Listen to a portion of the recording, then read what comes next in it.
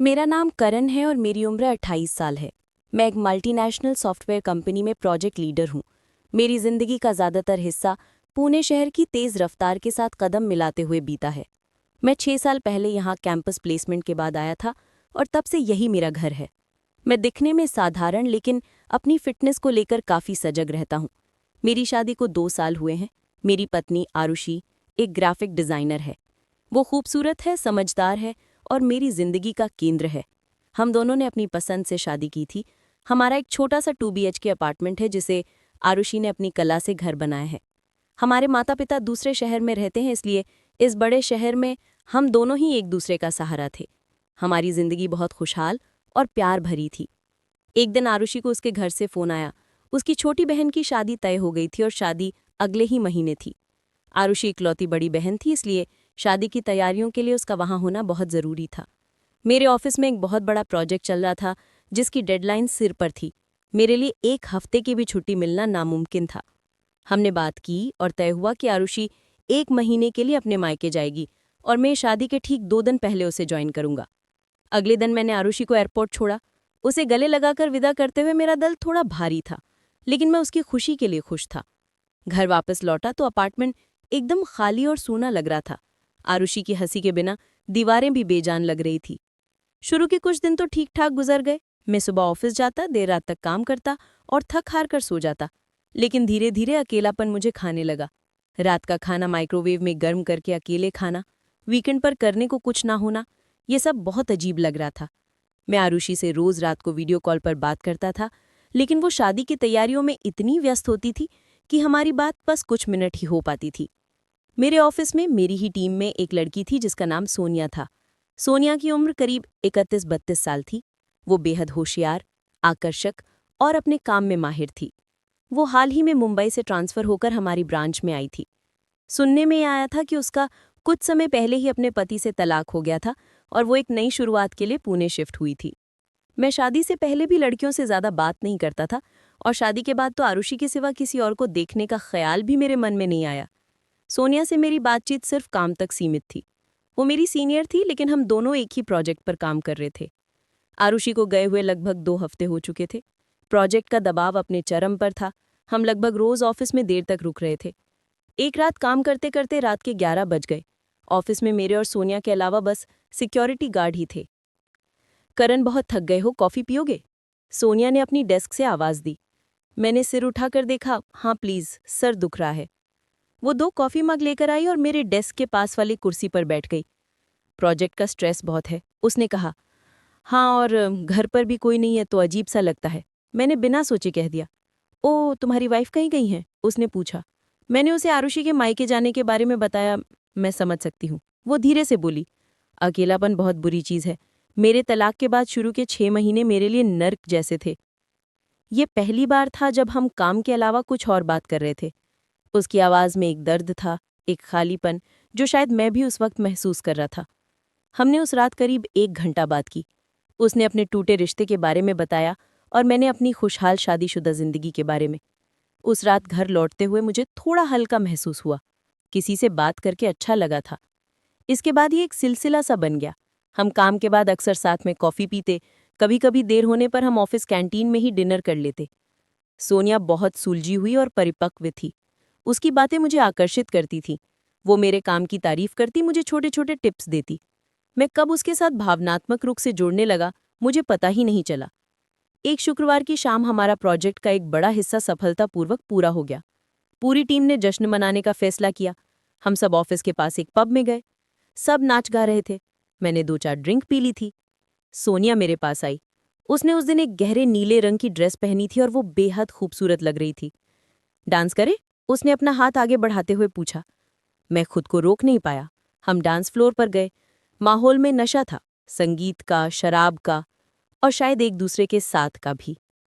Dance करते हुए वो मेरे बहुत करीब थी। उसकी सांसों की गर्मी मैं महसूस कर सकता था। मुझे याद आया कि आरुषि को डांस करना बिल्कुल पसंद नहीं था। ये ख्याल आते ही मेरे दिल में एक चुभन सी हुई, लेकिन मैंने उसे झटक दिया। रात बहुत हो चुकी थी, सब अपने अपने घर जा रहे थे। सोनिया ने कहा कि उसकी कार खराब है। मैं तुम्हें ड्रॉप कर दूं? मैंने पूछा। नहीं नहीं, मैं कैब कर लूंगी। अरे नहीं नहीं, इतनी रात को अकेले जाना ठीक नहीं है, मैं छोड़ देता हूँ, मैंने जोर दिया। हम मेरी कार में बैठे। रास्ते में एक अजीब सी खामोशी थी। उसके घर के पास पहुंचकर मैंने कार रोकी। थैंक यू करण, आज बहुत मजा आया, उसने मेरी आंखों में देखते हुए कहा। मुझे भी। मैं बस इतना ही कह पाया। वो कुछ देर बैठी रही, फिर मेरी तरफ झुकी और मेरे गाल पर एक हल्का सा किस किया। गुड नाइट कहकर वो कार से उतर गई। मैं सन्न होकर उसे जाते हुए देखता रहा। मेरे पूरे शरीर में एक सिहरन सी दौड़ गई थी। उस रात मुझे नींद नहीं आई। मेरे दिमाग में बस वही पल घूम रहा था। एक तरफ आरुषि का मासूम चेहरा था और दूसरी तरफ सोनिया का नशीला स्पर्श। मैं खुद को अपराधी महसूस कर रहा था, लेकिन साथ ही एक अजीब सा रोमांच भी था। अगले दिन शनिवार था, ऑफिस की छुट्टी थी। मैंने पूरा दिन घर पर बिताया। मेरे मन में एक जंग छिड़ी हुई थी। मैंने सोनिया को मैसेज करने के लिए कई बार फोन उठाया, पर हर बार खुद को रोक लिया। शाम को सोनिया का ही मैसेज आया। कल रात के लिए सॉरी, मैं शायद थोड़ी ज्यादा पी गई थी। मैंने लिखा, इट्स ओके, कोई बात नहीं।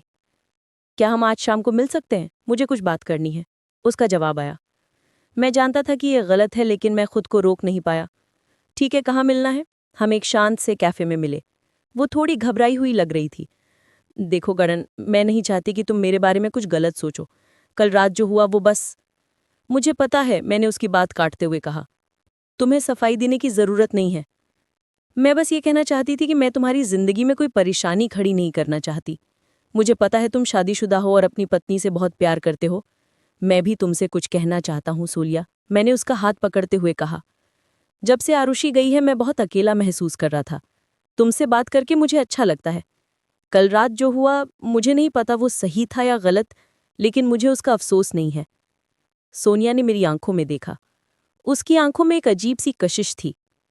मैं भी अकेली हूं करण, बहुत अकेली। उस शाम हम कैफे से निकलकर मेरी कार में देर तक बैठे बातें करते रहे। बातें कब नज़दीकियों में बदल गईं पता ही नहीं चला। मैंने उसे अपनी बाहों में भर लिया। हमने एक दूसरे को किस किया। ये कोई गलती नहीं थी, ये जानबूझकर उठाया गया कदम था। उस रात मैं उसे उसके अपार्टमेंट तक छोड़ने गया और मैं उसके साथ ही ऊपर चला गया। वो रात मेरी जिंदगी की सबसे बड़ी भूल थी। हम दोनों अकेले थे, दोनों को एक साथी की जरूरत थी और हमने एक दूसरे में वो साथी ढूंढ लिया। इसके बाद ये सिलसिला चल पड़ा। आरुषि को गए हुए 3 हफ्ते हो चुके थे।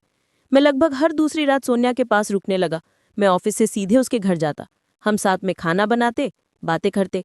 मैं आरुषि से फोन पर झूठ बोलने लगा था। मैं कहता था कि ऑफिस में काम बहुत है, मीटिंग है, जबकि मैं सोनिया के साथ होता था।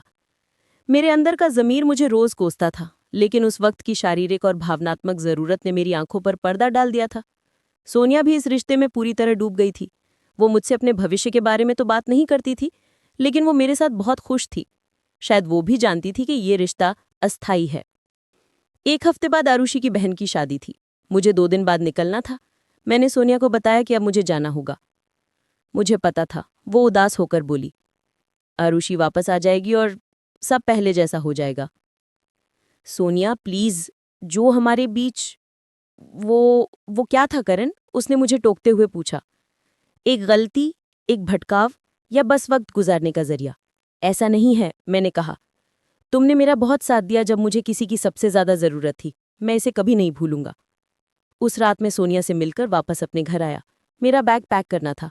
मैं बहुत बेचैन था। एक तरफ आरुषि से मिलने की खुशी थी, तो दूसरी तरफ सोनिया को छोड़ने का दुख और अपने किए पर शर्मिंदगी। मैं अपने बैग पैक ही कर रहा था कि दरवाजे की घंटी बजी। रात की 11 बज रहे थे। मैंने सोचे इस वक्त कौन होगा। मैंने दरवाजा खोला और मेरे पैरों तले जमीन खिसक गई। सामने आरुषि खड़ी थी। सरप्राइज! वो मुस्कुराते हुए बोली और अपना सूटकेस अंदर खींचते हुए मेरे से लिपट गई। मैं पत्थर बन गया था। मेरे मुंह से आवाज नहीं निकल रही थी। क्या हुआ करण? मुझे देखकर खुश नहीं हुए?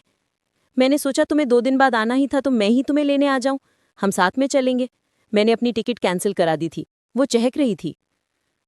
आरुषि, तुम अचानक? हाँ, सोचा तुम्हें सरप्राइज दूंगी। तुम मुझे मिस तो कर ही रहे थे ना? उसने मेरी आंखों में देखते हुए कहा। मैं उसकी आंखों से आंखें नहीं मिला पा रहा था। क्या बात है करण, तुम ठीक तो हो? इतने घबराए हुए क्यों लग रहे हो? और ये क्या है तुम्हारी शर्ट पर? उसकी नज़र मेरे शर्ट के कॉलर पर गई। वहां सोनिया की लिपस्टिक का हल्का सा निशान था, जो शायद उसे गले लगाते वक्त लग गया होगा। मेरा दिल धड़कना बंद हो गया। वो कुछ नहीं, ऑफिस में पार्टी थी तो केचप गिर गया होगा। मैंने बेतुका सा बहाना बनाया। आरुषि ने मुझे घूर कर देखा। वो मुझे मुझसे बेहतर जानती थी। केचप तुम्हारे कॉलर पर? करण, मुझसे झूठ मत बोलो। मैं सच कह रहा हूं। तभी मेरा फोन बजा। स्क्रीन पर सोनिया नाम चमक रहा था। मैं फोन काटने के लिए झपटा, लेकिन आरुषि मुझसे ज्यादा तेज थी। उसने फोन मेरे हाथ से छीन लिया और स्पीकर पर डाल दिया। हेलो, आरुषि ने कहा। करण, तुम घर पहुंच गए? मैं बस ये कहना चाहती थी कि मैं तुम्हें बहुत मिस करूंगी। काश ये वक्त यहीं रुक जाता। सोनिया की आवाज कमरे में गूंज गई। आरुषि के हाथ से फोन छूटकर जमीन पर गिर गया। उसकी आंखों में आंसू भर आए। वो सन्न होकर मेरी तरफ देख रही थी। आरुषि, मेरी बात सुनो। जैसा तुम सोच रही हो वैसा। कैसा सोच रही हूं मैं करण? वही जो मैंने अभी सुना, या वो जो मैं तुम्हारी शर्ट पर देख रही हूं? बोलो। आरुषि, मुझसे गलती हो गई। मैं अकेला था। और अकेले थे? वो रोते हुए हंसी। मैं अपनी बहन की शादी की तैयारियों में व्यस्त